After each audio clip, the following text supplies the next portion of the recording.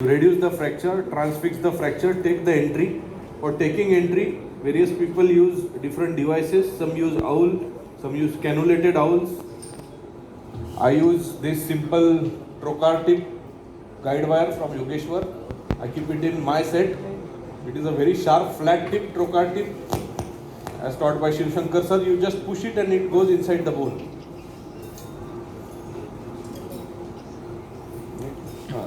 This is the guide wire I use for taking entry. It has a very sharp flat tip. You put it and it's all cancellous bone. It just goes inside.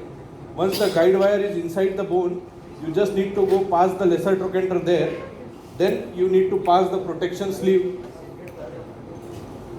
Initially, to start with, I always used to use a proximal reamer of the nail. But nowadays, I have switched to flexible reamers. And I do sequential reaming of the proximal femur even in intertrochanteric fractures, because I think that with this rigid reamer to start with, we most of the times lateralize it. Therefore, while using this sleeve and using a flexible reamer, I keep my hand like this. Don't push it inside. We always think that just pushing it will do everything. You just need to tilt it like this so that on this lever, it levers out and the reamer will go medially, it will just ream. So ream it till, usually the sets are till 15 mm reamer, and this is something 15.5. After you have done with flexible reamer, you can use this entry point reamer over this guide wire. This reamer has a stop there, so it will not just go inside, it will go to a certain point and it will go and it will stop there. Once the proximal reaming is done, you can remove the guide wire. So the advantage of that guide wire is that you don't need to find the hole again and again. If you take an entry with the owl, you take out the owl, then again find the hole, put a guide wire, again ream it. These are all excessive steps. In this scenario, you remove the inside guide wire, keeping the entry point reamer there. You remove it and put a long guide wire.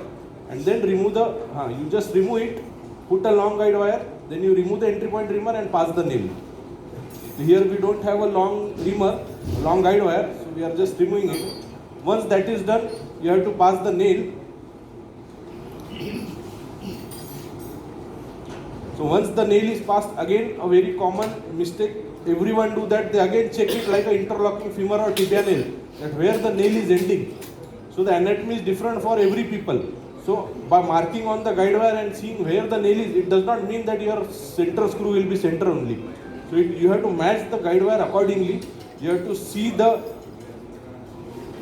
by putting the wire there and just looking it under Siam, that is it going centrally, and then you put it.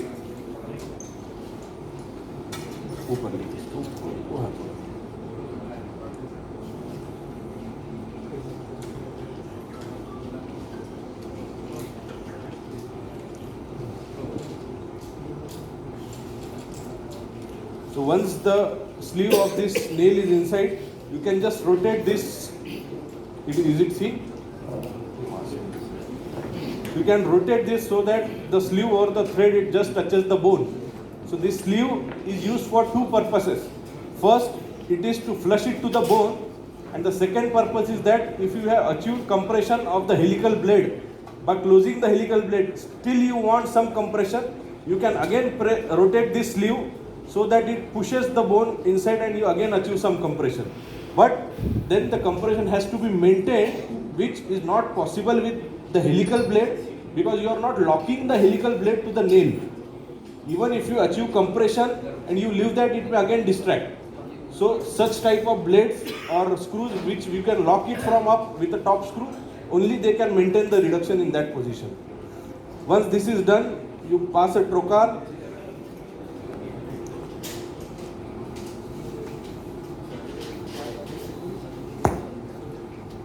You pass a guide wire.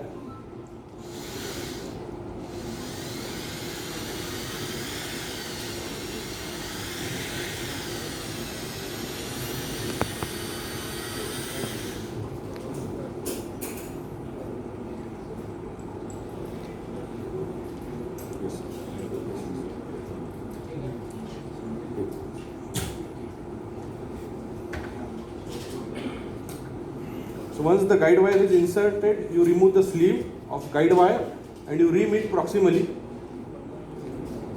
So first we need to measure the length of the guide wire. So how do we measure? So here also we should know that how much the fracture needs to be compressed. So if the guide wire is subchondrally, we cannot measure the guide wire from the lateral cortex, because if it is 90 mm and you need 5 mm of compression, so your lag screw will be a bigger screw if you use a 90 mm. So you need to use a smaller screw or a helical blade. So this is a lateral wall opener. Again it has a slot here. So it will just open the lateral wall and stop. It will not go further.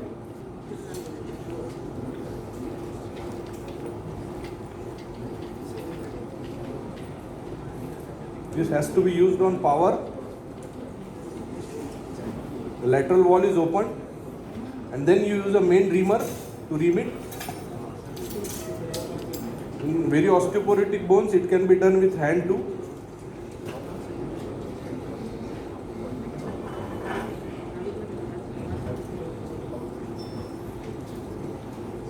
Even if we need to double check, the drill of this helical blade or screw has a markings here, so you can still measure it on that.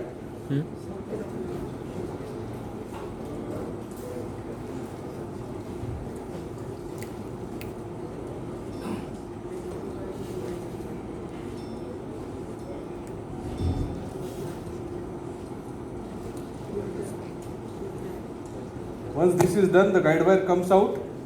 Again, an important step, you again need to put the sleeve inside and then only put the guide wire. Otherwise the guide wire changes its direction, and later on you see that your guide wire was center in lateral view, and after putting the helical blade it has gone posteriorly. So you can measure it with this, like a direct measuring depth of as we have in DHS. So as this helical blade, when the helical blade is open, then only it will go inside, otherwise it will not go. So again it has a slot, it is not exactly circular. The configuration is something that the above part will rotate, the remaining part will be fixed, and it does not rotate within the nail. So it gives that angular stability.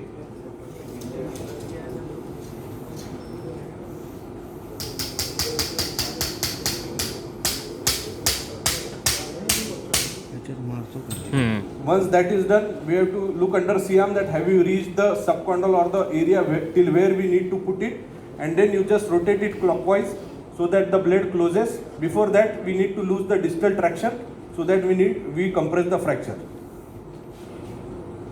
Once the fracture is compressed, it just comes out. So right now if we again need some compression, now the helical blade is fixed. They have a device here.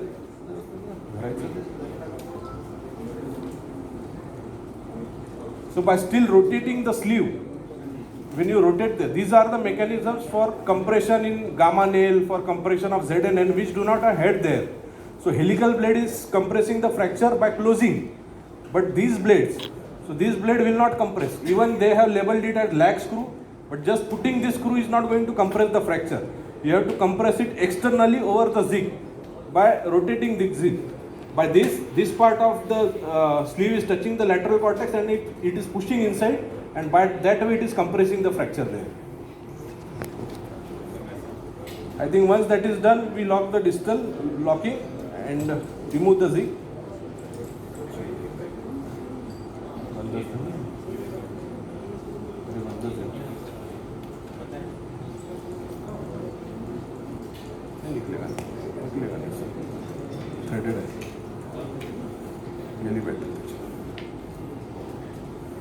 Any questions regarding this technique or this nail? Are you convinced that this helical blade is a better implant than the screw? No, sir. I don't use it. Let me say that because you are almost selling the helical blade than the anything else. Because they are sponsoring. And No, I agree. But that you are showing it. But I think In my personal experiences, I had some complications